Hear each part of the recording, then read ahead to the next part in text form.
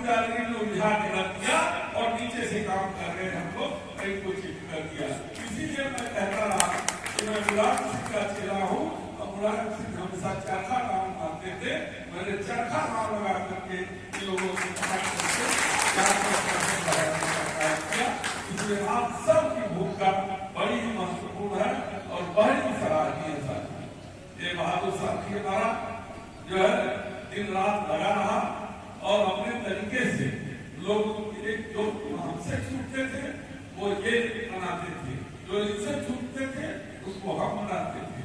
ये हम लोगों की आपस की रणनीति थी और उसी रणनीति के तहत हम लोगों ने सैयद राजा ने एक एक कार्यकर्ताओं को जोड़ने का काम किया और हम लोग का जो आगे का लक्ष्य होगा, जो आगे का जो होगा वही यही रणनीति होगी कि हम लोग संगठन को मजबूत करें, सबको सम्मान दें और स्वाभिमान, फिर तभी हम लोग का सम्मान और स्वाभिमान बचेगा।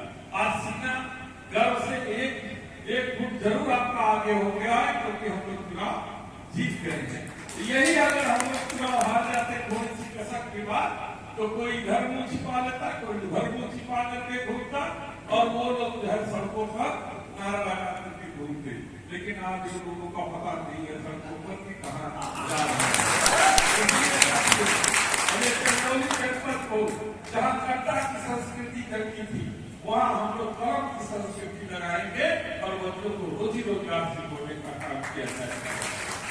ये कट्टा संस्कृति यहाँ बंद होगी।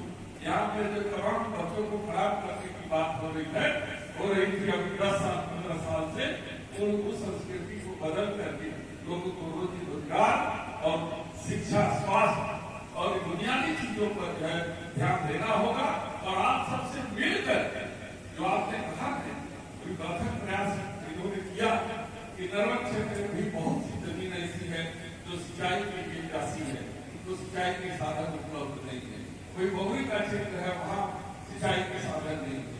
अभी तमाम ऐसी जगह पर जहाँ आकस्मिक चिकित्सा केंद्र नहीं है, लोग अगर अचानक बीमार हो जाए तो उनकी जान बचाने के कोई इंतजाम जो है कि यहाँ पर नहीं है।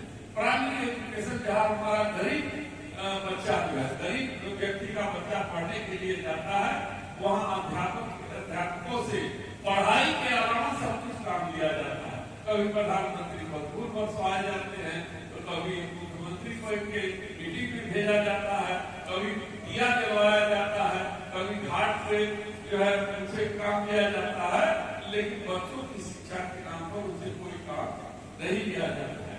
लेकिन यहाँ शिक्षा का वातावरण बनवाना है जहाँ के बच्चों को जो है रोजगार के क्षेत्र में आगे बढ़ाना है और आप ही के साथ बैठ करके, आप ही लोगों के बीच में बैठ कर जिस तरीके से आप प्राथमिकता तय करेंगे, हम फिर लौट करके वहां से शपथ लेकर के आते हैं, बैठेंगे और प्राथमिकता के आधार पर आपकी जो पहली प्राथमिकता कठिनाइयां होगी उसको दूर करने का हम लोग प्रयास करेंगे।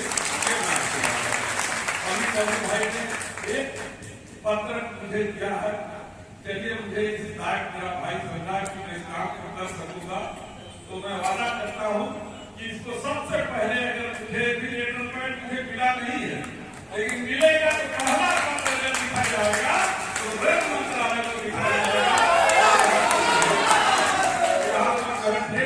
की व्यवस्था के बारे में लड़ाई लड़ी जाएगी।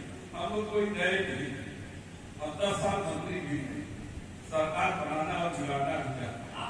हम लोग ने सरकार बनाई और बिगाड़ी भी है, इसीलिए एकदम चिंता करने की जरूरत नहीं है। साल भर के अंदर इस देश में अपनी सरकार होगी और छुटे हुए हैं वो सारे काम जो है आप लोगों के होंगे और यहाँ फिर वही वातावरण बनेगा जो पहले कमलापति त्रिपाठी के समय यहाँ पर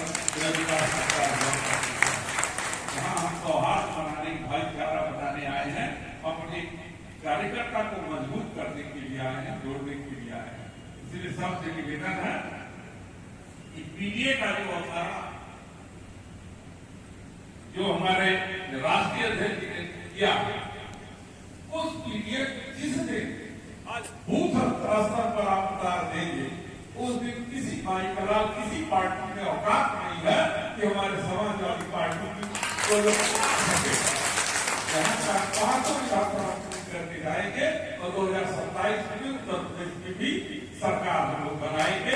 इसी आशा और विश्वास के साथ बड़ी देर से आप लोग यहाँ पर हैं, देर से आया इसके लिए मैं क्षमा चाहता हूँ।